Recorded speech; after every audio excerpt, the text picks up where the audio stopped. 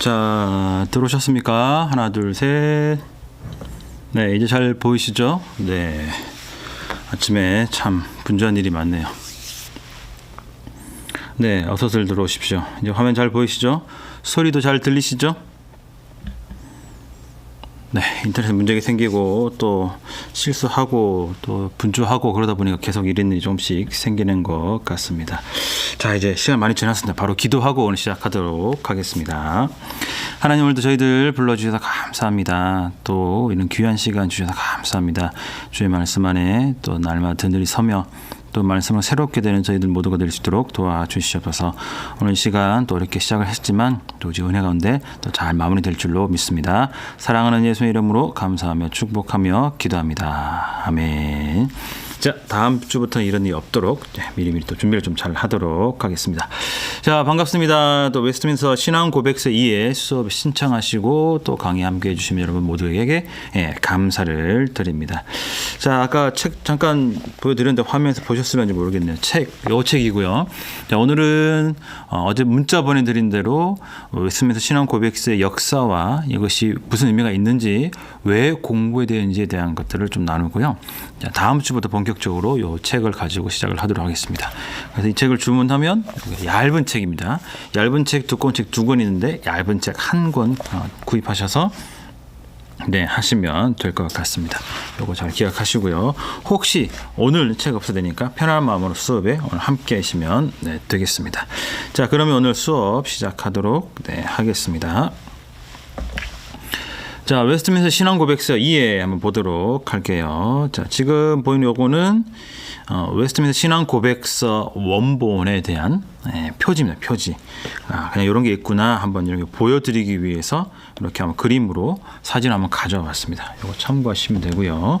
자, 그러면 먼저 웨스트민스터 신앙 고백서가 우리 삶에 무슨 의미가 있고 왜 필요한지, 이것을 왜 공부해야 하는지 좀 그것부터 오늘 좀 알아보고 웨스트민스터 신앙 고백서 전체 구절을 좀 살펴본 다음에 다음 주부터 본격적인 시작을 하도록 하겠습니다. 자, 먼저 기독교 역사를 좀 볼까요? 기독교 역사를 보면 뭐 다 아시겠지만 예수님이 승천하셨습니다. 그렇죠? 승천하셨고 그다음에 오순절 성령 사건이 있은 다음에 초대교회가 시작이 되었습니다. 자, 지금 보시는 자료는 저한테 연락을 주시면 제가 바로 오늘 끝난 다음에 문자로 드리도록 하겠습니다. 필요하신 분 저에게 문자로 주시면 좋겠습니다. 자, 초대교회가 시작이 되었고요. 그 다음에 쭉 오랜 시간이 흘러서 이제 로마가 기독교를 국교로 인정을 합니다. 핍박을 쭉 하다가 이제 기독교를 국교로 인정을 하죠. 그리고 그 다음에 오랫동안 1000년 넘게 중세 시대가 이어집니다. 이때를 중세 카톨릭이다라고 말을 합니다. 그리고 그 다음에 종교 개혁이 있었고 그 다음에 이제 우리 오늘날이 이렇게 이어지죠. 자, 요건 다 아시잖아요. 그죠? 자, 기독교 역사가 이렇게 이어지고 있습니다. 자, 그러면 자, 초대교회에서 로마가 기독교를 국교로 인정한 것은 우리가 충분히 이해할 수 있고, 또 이것이 길게 이어지면서 중세 카톨릭이 된 것도 우리가 어느 정도 이해를 할 수 있습니다. 자, 그런데 왜 종교 개혁이 일어났느냐? 종교 개혁이라는 것은 카톨릭과 반대되는 그런 방향으로 일어난 것이라고 우리가 확인할 수 있습니다. 그러니까 이 중세 카톨릭이랑 종교개혁이 서로 부딪히는 거죠. 도대체 둘 사이에 무슨 일이 있었느냐, 우리가 이걸 좀 살펴봐야 합니다. 중세 카톨릭의 타락이라고 하죠. 제일 처음에는 우리가 면죄부라고 많이 알려져 있는데 면벌부에 대한 문제가 있습니다. 자, 이게 뭐냐면, 자, 면벌부는 뭐냐면 우리는 성경을 보면 천국과 지옥이 있죠. 그죠? 천국과 지옥이 있는데 이 카톨릭에서는 천국과 지옥 사이에 연옥이 있다라고 이야기합니다. 연옥. 이 연옥은 천국도 아니고 지옥도 아닌 곳이죠. 그러니까 이 연옥에 빠진 사람은 어떻게 되느냐? 이 지상에 남아있는 사람들이 연옥에 빠진 사람들 위해서 열심히 기도하고 헌금하고 이런 걸 많이 하면 이 사람들이 천국으로 올라간다라는 그런 주장입니다. 그런 교리죠. 천주교, 카톨릭만의 교리입니다. 이걸 연옥설이라고 합니다. 자, 여기서 나온 것이 뭐냐면 공로사상입니다. 즉, 우리는 구원을 전적인 하나님의 은혜라고 믿고 있고 또 그렇게 알고 있고 그렇게 살아가고 있죠. 그러나 카톨릭은 그렇지 않습니다. 공로사상, 이 사람의 노력에 따라서 그 사람이 천국으로 갈 수도 있다는 거죠. 그런 이야기를 합니다. 그러니까 이것은 무엇하고 연결이 되냐면 행위 구원하고 연결이 되고요. 결국 우리랑 다른, 결국 사람의 노력이 구원에 들어가게 되면 이런 것들은 신학의 실종이 되는 것이죠. 이 보석설이라는 것은 뭐냐면은 사람이 잘못을 지었으면 뭔가 거기를 갚을 수 있는 상응하는 선을 행하면 그 잘못은, 죄는 없어진다라는 그런 주장입니다. 이런 면별부에 대한 것이 하나 있고요. 또 한 가지는 사제주의라는 게 있습니다. 사제주의. 자, 사제주의는 간단하게 말하면 바로 계급화입니다. 계급화. 여러분, 이런 피라미드 그림 많이 보셨죠, 그죠? 자, 이걸 카톨릭으로 본다면 제일 위에 교황이 있겠죠, 그죠? 교황. 그 다음에 신부.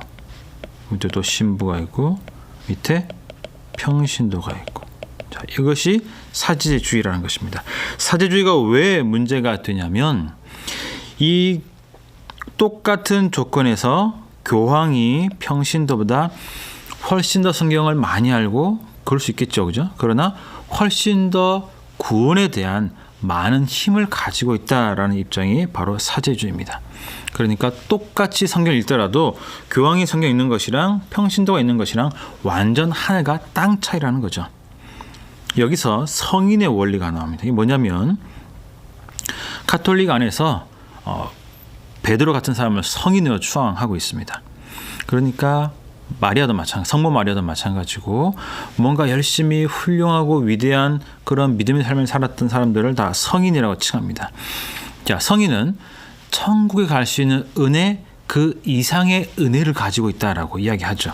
예를 들면은 말도 안 되는 예지만은 천국에 갈 수 있는 은혜가 100이라고 한다면 어떤 성인은 200, 어떤 성인은 500, 어떤 성인은 1000의 은혜를 가지고 있다는 것입니다. 자, 이 카톨릭 그림과 이 피라미드 그림과 같이 확인해 보면 교황은 은혜가 많다는 거죠. 천국 가게 할 수 있는 은혜가 많다는 거죠. 평신도는 별로 없다는 겁니다. 그러니까 사람들이 누구한테 자꾸 가야 될까요? 평신도나 밑에 있는 신부가 아니고 가능하면 위에 있는 사람을 찾아가겠죠. 이 성인도 마찬가지입니다. 그 사람이 비록 죽었지만 그 사람 이름으로 기도하거나 빌거나 헌금을 하면 그 사람이 그 천국에 가고도 남는 그 넘치는 은혜를 나에게 준다라는 그런 주장이죠. 그러니까 이것이 심각한 문제죠. 또 예수님은 십자가에 죽으심으로 말미암아 그 성소 휘장을 반으로 가르셨습니다. 이제는 누구든지 예수 그리스도의 이름으로 하나님 앞에 나갈 수 있고 말씀을 읽을 수 있고 깨달을 수 있고 기도할 수 있고 찬양할 수 있습니다. 그런 놀라운 은혜를 예수님이 주셨죠. 그런데 가톨릭은 아니란 거죠. 교황이 성경 해석에 대한 권위도 가지고 있고 모든 것이 그 높이 요 위쪽에 있는 사람이 훨씬 더 많은 것을 가지고 있다. 그런 주장을 했습니다. 그러니까 이것이 문제가 된다는 거죠. 그래서 이렇게 계급을 나누고 또 위에 있는 사람들은 당연히 돈을 많이 벌겠죠. 그죠? 교황은 무호하다. 교황은 틀릴 리가 없다. 뭐 이런 주장들. 또 밑에 있는 사람들을 그렇게 하기 위해서는 밑에 있는 평신도들에게 성경을 제대로 가르치면 안 되겠죠. 그런 우민화 정책들이 있었습니다. 자, 그 다음 세 번째는 결국 이것은 올바른 말씀의 부재로 이어지게 되었습니다. 그 당시 카톨릭의 성경은 라틴어 성경이 있습니다. 라틴어 성경. 이것은 이제 불가타 성경이라고 하는데 불가타 성경. 이걸 라틴어로 번역한 것 자체가 문제가 있는 것이 아니고 이 라틴 성경은 거의 금서에 가까웠습니다. 마틴 루터만 해도 나는 성경을 읽고 공부할 거야 라고 하면 사람들이 굉장히 이상한 눈초리로 쳐다볼 만큼 라틴어 성경 읽는 것이 그렇게 일반적이지 않았습니다.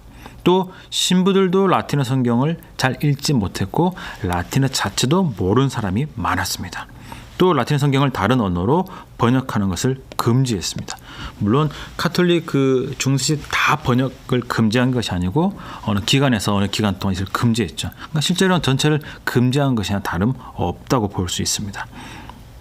그럼 여러분 생각해 볼까요? 그런 신부가 교회에 와서 설교를 하면 무슨 말을 할까요? 성경에 있는 얘기를 할 수가 없죠. 성경을 잘 모르니까. 그러면 자신의 경험을 이야기하겠죠. 또는 자기 위에 또 자기 주변에 있는 신부들에게 하고 있었던 그런 들은 이야기만을 하겠죠. 그러면 결국 이것은 기준이 없어지게 되는 거죠. 똑같은 일에 대해서 선과 악에 대한 기준이 흔들리고 결국 자기 소견에 옳은 대로 행하는 그런 일이 중세 카톨릭에 있었습니다.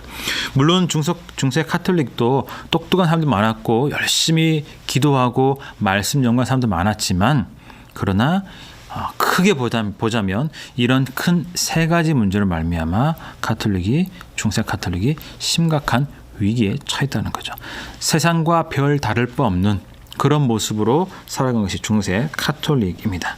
자, 그래서 이런 일로 말미암아 종교 개혁이 시작되었죠.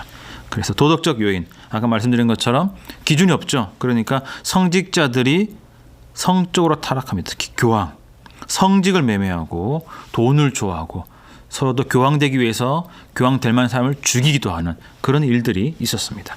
또 두 번째 보시면 지적인 요인, 요 뒤에 바로 또 설명을 드릴게요.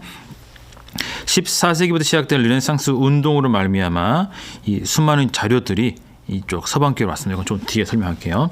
자, 세 번째는 사회적 요인, 사회 구조의 변화가 생겼습니다. 교회가 국가 지배 아래로 들어가게 되었습니다. 초기만 해도 이 카톨릭의 세력이 굉장히 셌습니다. 국가는 교회 밑에 있다. 그때는 천주교는 카톨릭이니까요.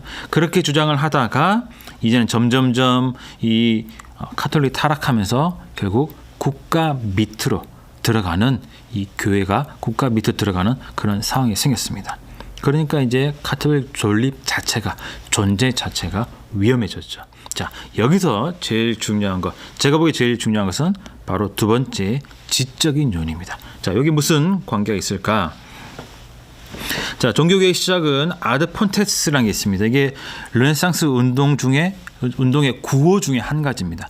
근원으로 돌아가자 또는 본질로 돌아가자, 원전으로, 그러니까 옛날 책으로 돌아가자 하는 그런 운동입니다. 옛날에 우리 조상들이 봤던 그 자료나 책을 보면 우리보다 훨씬 더 뛰어난 지혜가 있으니까 그것으로 돌아가자 하는 그런 운동이 근원으로 돌아가자라는 것입니다.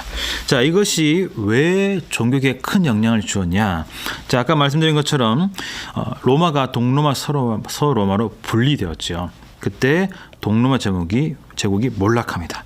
그러면서부터 이 동로마 제국에 있던 수많은 성경과 관련된 문서들이 서로마 제국으로 다 넘어오게 됩니다.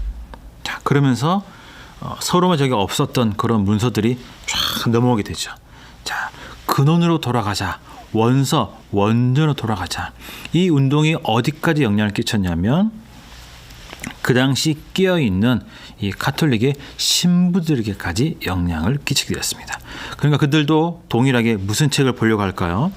그 당시 라틴어 되어 있던 성경, 그것도 뭐 못 보겠잖아요, 그죠? 그러니까 히브리어, 헬라어 이런 거 위주로 사람들이 이제 성경을 읽기 시작합니다. 자, 그러니까 이 사람들이 히브리어, 헬라어에 대한 원어 성경 또 어떤 그런 자료들을 읽기 시작하죠. 그러면서 무엇을 깨닫냐면 라틴어 성경이 잘못된 부분이 있구나. 카톨릭은 지금 상당히 많은 부분이 잘못되어 있구나. 이것을 깨닫게 됩니다. 그래서 사람들이 성경에 대한 올바른 이해를 하게 되죠. 그때 이 구절은 그런 뜻이 아니구나. 그런 것을 이제 그 공부하기 시작한 이 카톨릭의 신부들이 하나하나 깨닫기 시작합니다. 그러면서 이제는 히브리 헬라어를 통해서 성경을 바로 이해하게 되고 그 성경에 대한 올바른 이해를 하기 시작했습니다. 자, 그러면서부터 종교 개혁이 시작된 것이죠. 그래서 우리가 알고 있는 것은 일반적으로 루터의 95개조 반박문이잖아요, 그죠? 자, 그 이전에 이미 수많은 종교 개혁자들이 있었습니다. 루터를 기준으로 그 이전에 이미 수많은 종교 개혁자들이 있었습니다. 자, 그들은 아까 앞에서 말씀드린 것처럼 수많은 그 원어 성경과 자료 또 그런 원어에 관련된 자료 성경에 관련된 자료를 보면서 이 사람들이 새로운 깨달음을 얻게 되죠. 그리고 무엇을 하냐면은 설교를 하고 가르칩니다. 그러면 그 설교를 듣고 또 감동받고 은혜 받은 사람이 또 성경을 읽고 또 연구를 합니다. 카톨릭은 그냥 놔둘까요? 놔두지 않죠. 그 사람들 찾아 죽이고 또 성경 번역하는 수많은 사람들 쫓아다니면서 다 죽이는 그런 악행을 저지릅니다. 그러나 하나님의 은혜로 그들이 설교할 때마다 그 감동받고 또 새로 내가 성경을 올바로 읽고 전해야겠다 하는 그 사명을 가진 사람들이 조금씩 늘어나기 시작하죠. 자, 그러다가 이 일이 우리가 아는 좀 공개적으로 터진 일이 바로 루터의 95개조 반박문입니다. 하지만 루터도 처음부터 종교개혁을 하려고 하지 않았습니다. 그러나 이때 루터가 말한 것은 아까 말한 면벌부 너무 심한 거 아닙니까? 라고 시작했다가 나중에 루터가 결국 심각하게 고민을 하고 기도하는 가운데 가톨릭이 잘못됐구나 라는 결론을 내리게 됩니다. 그래서부터 아주 이 루터 이후에는 수면으로 이 종교계의 수면으로 많이 올라오게 돼서 유럽 각 대륙과 영국까지 수많은 사람들이 종교개혁을 하면서 자신의 그런 깨달은 은혜들 나누면서 종교계의 불씨가 유럽 전 대륙에 퍼지기 시작했습니다. 그러면서 원래 있던 카톨릭이죠. 그리고 종교개혁 이 사이에 아주 치열한 종교개혁, 종교일이 종교적 어떻게 보면 전쟁 같은 일들이 일어납니다. 자, 여러분 그 당시 사건을 보면 카톨릭을 믿다가 왕이 카톨릭을 믿다가 종교개혁 쪽으로 돌아서면 수많은 카톨릭 사람들을 죽입니다. 또 반대로 이 카톨릭이었던 나라가 이 종교개혁을 받아들이면 반대죠. 이 종교개혁을 받아들였다가 또 왕이 카톨릭으로 바뀌면 또 수많은 종교개혁자들 또 죽이는 그런 일이 있습니다. 도대체 왜 그런 일이 있었을까? 자, 이 당시에 종교라는 것은 오늘날 종교와는 완전 상당히 다른 의미를 가지고 있기 때문이죠. 무슨 의미를 가지고 있냐면 그 당시 종교라는 것은 국가 전체를 규정짓는 굉장히 중요한 의미를 가지고 있습니다. 카톨릭이다 그러면은 왕이 카톨릭이면은 그 나라 전체는 그 모든 시스템을 카톨릭으로 맞춰서 삶을 살아야 됩니다. 그러니까 그 당시는 이 종교를 떠나는 삶을 생각할 수가 없죠. 그러니까 A, B 두 나라가 있다고 가정을 해볼 때, 자 A, B입니다. 자 A는 카톨릭이고요, B는 개신교입니다. 쉽게 말해서. 자 그러면 삶 자체가 완전히 다르겠죠. 그리고 삶의 모습도 완전히 다릅니다. 자, 그런데 A 옆에 C라는 나라가 있습니다. 여기도 카톨릭입니다. 그런데 이 개신교 B 나라가 세력을 점점점 펼쳐서 C 가까이 오고 수많은 종교개혁자들이 C 나라로 넘어갑니다. 누가 위기를 느낄까요? 바로 A와 C가 같이 느끼겠죠. 그러니까 혹 C가 개신교로 바뀌게 되면 A도 카톨릭에서 개신교로 바뀔 수가 있죠. 그러니까 전쟁을 일으켜서라도 사람을 죽여서라도 이 종교로 바뀌는 것을 막기 시작한 거죠. 그래서 이때의 중세 유럽의 역사를 보면 참 이 종교 때문에 너무나 많은 전쟁이 일어나고 너무나 많은 사람이 죽었던 그런 역사를 우리가 기록 가운데서 볼 수가 있습니다. 특히 프랑스와 영국 이런 데 보면은 프랑스와 또 독일 이런 나라들을 보면 개신교도들이 참 얼마나 많은 고난을 당했고 얼마나 많이 죽음을 당했는지 우리가 그것을 확인해 볼 수가 있습니다. 자, 어쨌든 그 당시 이런 종교가 이런 중요한 의미를 가지고 있었고요. 그 다음에 웨스트민스터 회의가 있었고 종교개혁이 성공하면서 오늘날까지 이어지게 되었습니다. 자, 중간에 질문 있으시면은 채팅창에 질문을 주시거나 아니면 문자로 질문을 주셔도 괜찮습니다. 시간이 되면 제가 오늘 다 설명을 드리고 혹 안 되면 제가 다음 주에라도 설명 꼭 다 드리도록 하겠습니다. 자, 여기까지 되셨죠, 그죠? 자, 그 다음 볼까요? 자, 그러면 웨스트민스터 총회라는 게 우리랑 무슨 관계가 있느냐? 우리가 그렇게 생각을 할 수가 있겠죠, 그죠?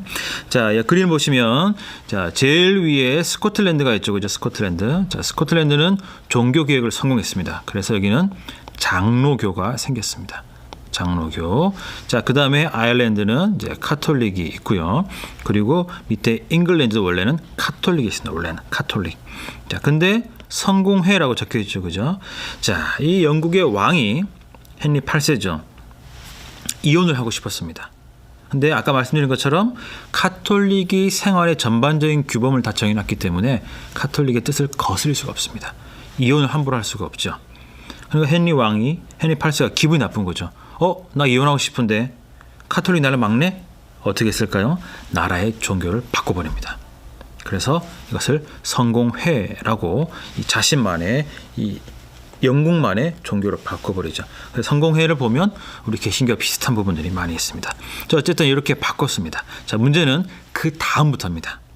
자, 그 다음부터 무슨 일이 있었냐면 영국은 크게 두 세력이 있습니다. 첫 번째는 영국의 의회, 오늘날 지금 우리 국회라고 볼 수 있겠죠. 국회, 의회의 세력이 있고요. 그 다음에 왕의 세력들이 있습니다. 아까 앞에 화면에서 말씀드렸지만 헨리 8세는 어떤 종교적인 이유로 자신 신앙이나 뭐 신학적인 이유로 이 영국을 성공회로 바꾼 것이 아니라 이혼하고 결혼하기 위해서 그것을 바꿨습니다. 자, 그러니까 당연히 이 헨리 8세가 죽은 뒤에 문제가 생겼죠. 그렇죠? 자, 왕족, 귀족은 종교가 뭐였냐면 자, 이미 예상하다시피 자, 여기는요. 카톨릭이잖아요. 카톨릭. 왕들은 주로 카톨릭이었고요. 반대로 의회는 주로 개신교였습니다. 개신교. 뭐 종교 개혁이라는 뜻이 나왔겠네요. 자, 개혁. 의회는 주로 종교 개혁 세력들이 많았습니다. 종교 개혁. 아닌 사람들도 있었지만 종교 개혁자들도 종교 개혁을 원하는 사람들도 많이 있었습니다. 자, 그러니까 어떤 일이 생겼을까요? 전쟁이 일어났습니다. 서로 나라를 차지하기 위한 전쟁이 일어났죠. 자, 그런데 처음에는 누구의 세력이 더 셌냐면 카톨릭, 주로 이 왕당파 귀족들의 세력이 셌습니다. 그러니까 의회가 밀리기 시작하죠. 그러니까 이 잉글랜드 의회가 누구에게 도움을 청하냐면 바로 스코틀랜드에게 도움을 청합니다. 스코틀랜드. 자, 스코틀랜드에게 군인을 요청하죠. 자, 그랬더니 스코틀랜드에서 대답합니다. 좋다. 우리가 도와줄게. 군사적 도와줄게. 자, 그러나 이 문제는 종교로 생긴 문제니까 너희 잉글랜드 의회가 이 전쟁에 승리해서 정권을 잡으면 너희는 종교를 우리처럼 장로교 개혁파로 완전히 바꿔야 된다. 이렇게 제안을 합니다. 자, 잉글랜드 의회는 지금 따질 때가 아니죠. 잘못하면 지금 이 귀족들에서 왕당파에서 전쟁에서 질판인데 그것을 따질 때가 아닙니다. 그래서 잉글랜드 의회가 이것을 받아들입니다. 그래서 스코틀랜드가 잉글랜드 의회와 협공해서 이 귀족 왕당파를 공격을 합니다.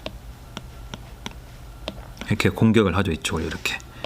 자, 그러면서 약속을 했죠. 그죠? 그러니까 무엇을 만드냐면은 잉글랜드라는 나라가 이제 종교 개혁을 해야 되니까 그것을 이 스코틀랜드에서 사람을 보내서 이 총회라는 것을 열어서 이 총회에서 이 모든 것을 진행을 하자. 그렇게 이야기를 하죠. 자, 그래서 스코틀랜드는 특사를 파송하고 또 잉글랜드 의회에서도 사람을 보내서 이제 이 웨스트민스터 총회가 시작이 됩니다. 물론 중간에 한번 잉글랜드 의회가 튕겼습니다. 우리끼리 할 수 있다. 종교가 우리가 할 수 있다라고 했는데 또 왕당파에서 또 밀립니다. 그랬더니 또 도움을 요청하죠. 그래서 스코틀랜드가 이번에는 확실히 너희가 종교개혁을 해야 한다. 약속을 해라. 그럼 우리가 도와주겠다 하니까 잉글랜드가 웨스트민스터 총회를 확실히 열면서 스코틀랜드 사람도 받고 이 영국, 잉글랜드 안에 있던 종교개혁들 함께 모여가지고 이 웨스트민스터 총회를 열면서 이제 이 카톨릭이 아닌 이 개신교 종교개혁을 어떤 형식으로 만들어서 우리가 이것을 할 것인가 그것을 공식적으로 논의하게 되죠. 여기는 목사들도 있었고요. 그 다음에 국회의원도 있었고 또 많은 사람들, 전문가들이 함께 참여해서 만들었던 것이 웨스트민스터 총회입니다. 자, 이 총회에서 무엇을 했냐면 이렇게 총회 일정표입니다. 여기 보면 위에 나오죠, 그죠? 위에 보시면은 왕당파가 우세하고 그다음 비슷비슷하고 그다음 의회파가 우세합니다. 자, 이때쯤 엄숙동맹이라는 언약을 맺었고요. 요건 제 앞에 작년 2학기 강의 보시면은 잘 확인할 수가 있습니다. 그리고 요 왕당파 우세할 때쯤 총회가 그 전에 총회가 시작되죠. 그러면서부터 이제 이렇게 총회를 통해서 교회 정치는 무엇이고 예배는 무엇이고 신앙 고백서는 무엇이고 대여리 서류 문답은 무엇인가? 이걸 논의하면서 하나씩 만들게 됩니다. 자, 그럼 여러분 이것을 왜 만들었을까요? 자, 왜 교회 정치부터 예배 모범이 다 만들었을까요? 자, 지금 카톨릭입니다. 그죠? 지금 그 종교 믿는 모든 사람들은 다 카톨릭이 만든 시스템 그 안에 갇혀 있습니다. 그들은 분명히 똑같은 결론 한 가지는 내렸습니다. 카톨릭은 아니다. 새로 시작을 해야 한다. 이런 결론을 내렸죠. 그런데 무엇을 시작할지 어떻게 할지 아무것도 없었습니다. 제로입니다. 제로. 백지였죠. 그래서 성경 중심으로 무엇이 교회냐? 이것에 대한 질문을 던지고 답을 찾는 것이 바로 교회 정치였고요. 두 번째로 그럼 도대체 예배를 어떻게 드려야 되느냐? 성경 가운데 답을 찾은 것이 바로 예배 모범이었고요. 그러면 카톨릭과 다른 우리만의 신앙 고백은 무엇이냐? 이것이 바로 신앙 고백서였고요. 자, 그러면 우리가 성도들에게 어떻게 우리가 그렇게 믿고 주장한 바를 성경의 원리를 교리를 가르칠 수 있느냐? 이것을 정한 것이 바로 대교리, 소요리, 서교리 또는 대요리, 소요리 문답입니다. 자, 그래서 웨스트민스터 총회를 통해서 총 5가지 또는 4가지 문서가 만들어졌습니다. 첫 번째는 잘 아시는 것처럼 우리가 이제 이번 학기 하겠죠. 웨스트민스터 신앙 고백서입니다. 우리의 믿는 바가 무엇이냐? 이것을 공식적으로 우리는 카톨릭과 다른 우리만의 이런 성경 해석과 우리만의 성경 또 원칙들이 있다. 이것을 이제 공개적으로 드러낸 것이 바로 신앙 고백서죠. 자, 두 번째는 무엇이냐면은 성도들 어떻게 가르칠 것인가? 목사나 장로를 위한 그런 교리 문답서가 대요리 또는 대교리라고도 합니다. 교리. 문답서고요. 세 번째는 소요리 또는 소교리라고도 합니다. 소교리. 자, 요 두 개는 이 서교리는 주로 이제 어린아이들한테 교육시키기 위해서 한 겁니다. 자, 네 번째는 예배 모범이죠. 과연 예배는 무엇이냐? 카톨릭 예배를 이렇게 드렸는데 그런 카톨릭이 아닌 우리는 어떻게 성경 안에서 성경적인 예배를 우리가 정할 수 있을 것인가? 이것이 예배 모범이고요. 마지막에 정치죠, 정치. 우리 정치는 무엇이냐? 여기서 나온 것이 바로 여러분 장로교입니다. 장로교란 말이 여기서 나왔습니다. 우리가 장로교잖아요. 그죠? 장로교가 여기서 나왔습니다. 자, 이렇게 해서 이 5가지 문서를 다 인정하고 받아들이는 교단을 바로 장로교라고 우리가 이야기를 하죠. 우리나라에서는 다 장로교가 많기는 하지만 진짜란 말이 좀 애매하긴 하지만 어쨌든 이 웨스트민스터 총회 결과 이 5가지 문서를 그대로 받아들이고 조금 수정이 있을 수 있지만 받아들이고 인정하는 것을 우리가 장로교라고 우리가 보통 받아들입니다. 우리나라에서는 주로 합동교단 또는 고신, 대신 이런 몇 군데가 이것을 다 받아들이고 인정을 하면서 이것을 우리가 장로교라고 이렇게 부르고 있습니다. 장로교라고 하면서도 이 문서들 다 받아들이지 않고 인정하지 않는다면 그건 진정한 장로교라고 할 수가 없겠죠. 적어도 합동 안에서는 이 문서들 그대로 인정하고 받아들이고 공부해야 하는 것이 바로 당연한 것입니다. 자, 이렇게 웨스트민스터의 역사를 보면, 총회 역사를 보면 우리가 왜 이 문서들을 공부하고 알아야 되는지가 명확하죠. 우리가 장로교이기 때문이죠. 자, 그거 한 가지 기억하시면 되고요. 자, 그래서 이 웨스트민스터 총회 결과, 이건 처음에 유럽이었죠. 유럽. 자, 이 유럽에 있었던 이 장로교가 여러분 잘 아시겠지만 어디로 갈까요? 미국으로 가죠. 미국. 그리고 미국으로 간 이 장로교가 어디로 가냐면 다시 한국으로 옵니다. 물론 이제 좀 가슴 아픈 일이 있긴 했었죠. 장로교가 나눠지긴 했지만 어쨌든 우리가 지금 믿는 바 또 우리가 다니는 교회가 이제 합동이죠. 합동. 자, 그래서 웨스트민스터 총회 이 결과물이 우리에게 이런 중요한 의미가 있다는 것입니다. 여러분, 우리 예배 순서 있죠? 이 예배 순서는 어디에 바탕을 두고 있을까요? 물론 성경이죠. 근데 그러나 그 예배 순서의 바탕은 바로 예배 모범에 있습니다. 여러분, 예배 모범에 있습니다. 우리 교회도 안에 정치가 있고 헌법이 있습니다. 그 헌법에 대한 것들은 어디에 있냐면은 주로 여기 안에 있는 내용들이 많이 있죠. 여기 안에 내용들이 많이 있습니다. 그리고 우리가 장로교는 노예 정치라고 하는데 노예가 어디서 왔을까? 바로 여기서 왔습니다. 여기 이 안에 보면 노예에 대한 이야기가 담겨져 있습니다. 자, 직분 어디서 왔을까요? 당연히 이 웨스트민스터 총회 결과에서 나왔습니다. 자, 그러면 어떻게 성도들을 교육할 것인가? 어디 있을까요? 대요리, 소요리 또는 대교리, 서교리 여기 안에 다 들어 있습니다. 우리가 믿는 바가 무엇인가? 웨스트민스터 신앙 고백서에 다 들어 있습니다. 그러니까 장로교라고 하면 이 웨스트민스터 총회 결과 문서 안에 기반을 두고 이 안에서 이런 관점으로 성경을 해석하고 이런 관점으로 목사는 무엇을 할 것인가, 성도는 어떻게 되는 것인가, 주일은 어떻게 보내야 되는가 하는 그 모든 내용들이 여기 안에 다 들어 있습니다. 기본적인 거 여기 다 들어 있죠. 여기를 바탕으로 우리가 이런 오늘 같은 우리 장로교 교회가 이루어졌습니다. 자, 그러면 이것이 이제 웨스트민스터 총회의 의미라는 것입니다. 그죠? 예수님의 예수님 말씀과 제자들이 가르침이 있었고, 또 교부들의 가르침과 신구약이 있었죠. 그죠? 종교 개혁자들의 가르침이 있었고, 이것이 웨스트민스터 5가지 표준 문서가 되었습니다.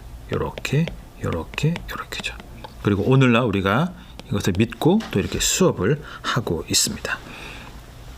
자, 그러니까 가장 중요한 건 예수님의 말씀이죠. 그죠? 자, 그런데 이 표준 문서가 무슨 의미가 있냐면 이 말씀을 어떻게 어떤 관점으로 보고 읽고 이해하느냐, 도대체 이 말씀을 이렇게 보는 것이 맞느냐 틀리느냐, 그것을 확정지어주고 그것을 우리에게 알려주는 것이 바로 웨스트민스터 표준 문서라는 거죠.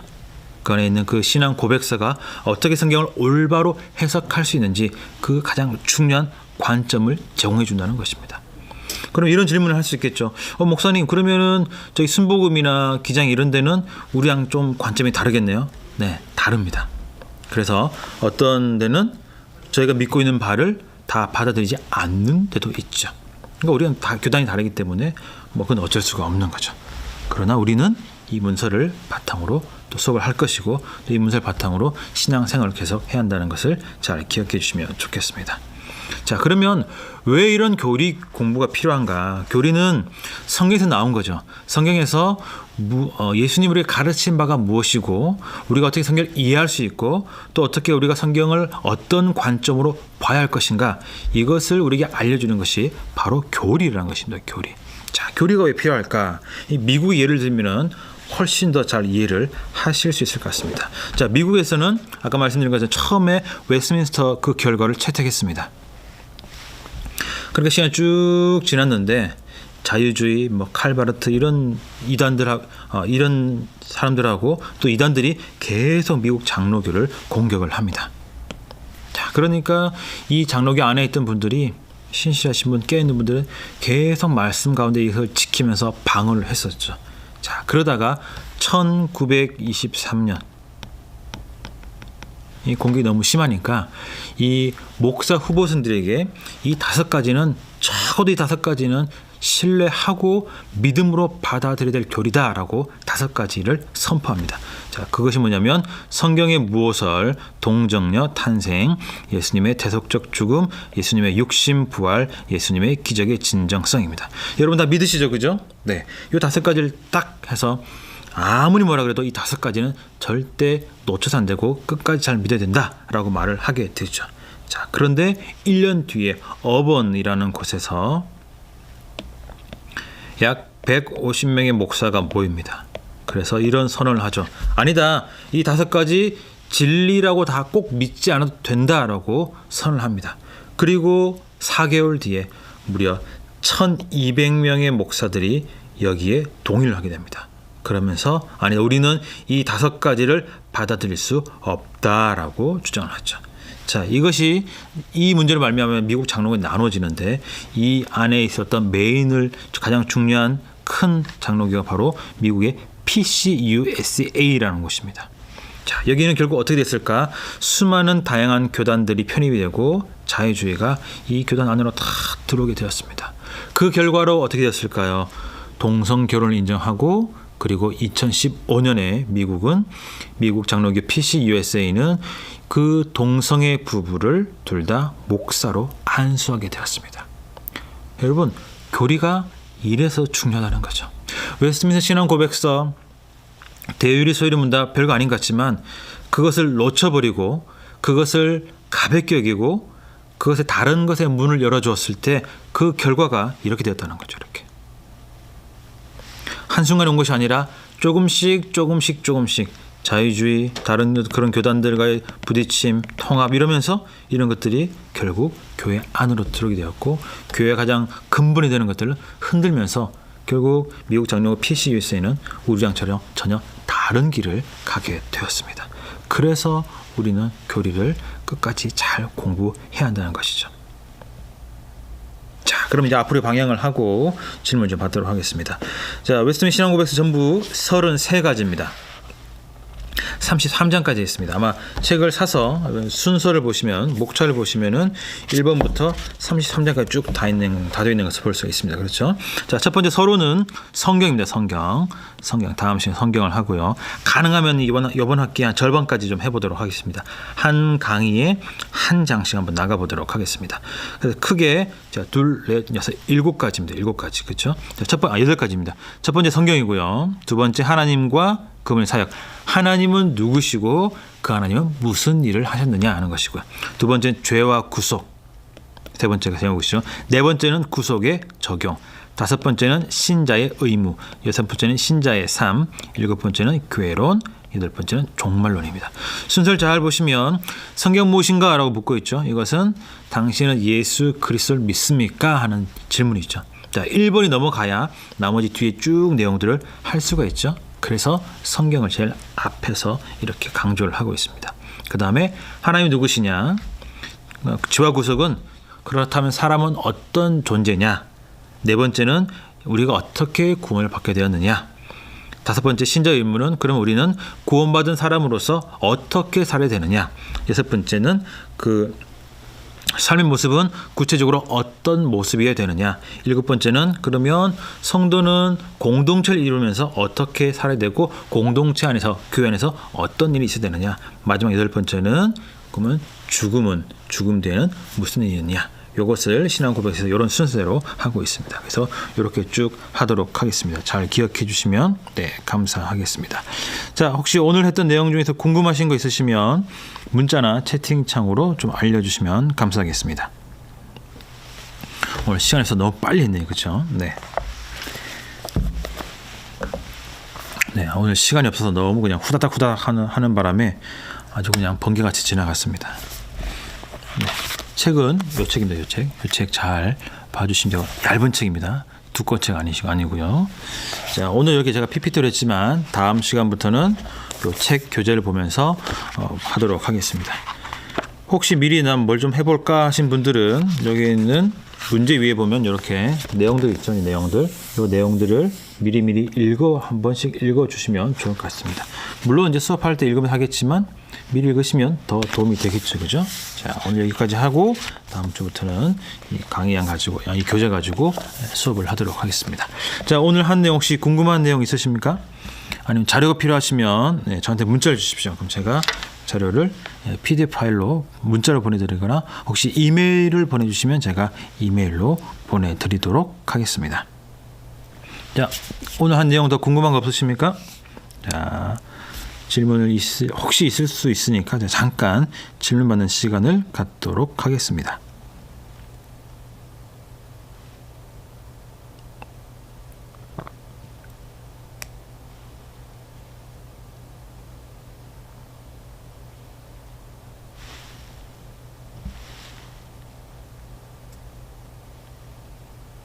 앞에 했던 그 웨스트민스터 총회에 대한 역사는 이전 저번 학기 강의에 제가 좀 상세하게 좀 다뤘습니다. 혹시 그 강의 듣고 싶으신 분들은 저에게 메일을 주시면 제가 그 강의 링크, 문자를 주시면 제가 그 링크를 좀 보내드리도록 하겠습니다. 필요하시면 자료도 좀 같이 보내드리도록 할게요. 자, 없으십니까?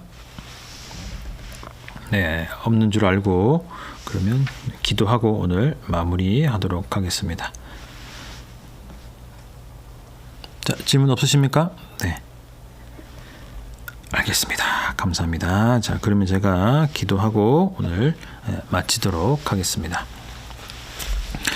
하나님, 오늘 함께 모일 수 있도록 도와주셔서 감사합니다. 비록 같은 자리 한 자리에 있는 것은 아니지만 또 멀리 떨어져 있어서 같은 마음으로 우리가 앉아 있는 줄로 믿습니다. 오늘 좀 일이 있어서 늦기 시작했지만 하나님의 은혜로 또 잘 시작하게 된 줄로 믿습니다. 한 학기 웨스트민스터 신앙 고백서 강의를 통해서 가장 귀하고 가장 중요한 사실을 잘 잊지 않고 잘 기억하며 살아갈 수 있는 그 은혜를 우리 모두에게 주여 더하여 주시옵소서. 하나님 또 함께하고 있고 또 신청하신 모든 분들의 은혜에 삶의 은혜를 더해 주시고 또 그 모든 것 위에 사랑을 더하여 주시옵소서. 무엇보다도 건강히 잘 지낼 수 있도록 축복해 주시고 또 온 가족과 함께 잘 지낼 수 있는 은혜도 더하여 주시옵소서. 또 한 주간 잘 지내기를 간절히 소망합니다. 또 오늘부터 한 학기가 시작되었습니다. 주님 또 한 학기 온전히 지켜주시고 코로나19 말미암아 힘들고 답답한 상황이 이어지고 있지만 하나님 은혜 가운데 자유를 누리고 또 힘껏 또 기쁘게 잘 살 수 있도록 온전히 붙잡아 주시옵소서. 모든 것을 선하게 인도해 주시고 또 가장 좋은 길로 인도해 주시는 주님, 그 주님 믿고 하루 힘있게 말씀과 새 소망을 얻고 새 힘을 얻고 잘 살아갈 수 있도록 도와주시옵소서. 사랑하는 예수님의 이름으로 감사하며 축복하며 기도합니다. 아멘. 자, 오늘 수고하셨습니다. 첫 시간이 좀 분주한 것도 있었지만 어쨌든 또 끝날 때까지 함께 해주셔서 감사합니다. 자, 다음 주부터 요 강의한 이 교재 가지고 한번 잘 해보도록 하겠습니다. 하나님께 동안 또 우리에게 은혜 주신 하나님께 기대하며 또 함께 기도하면서 또 열심히 잘 모였으면 좋겠습니다. 자, 사랑합니다. 다음 주에 뵙겠습니다. 사랑합니다.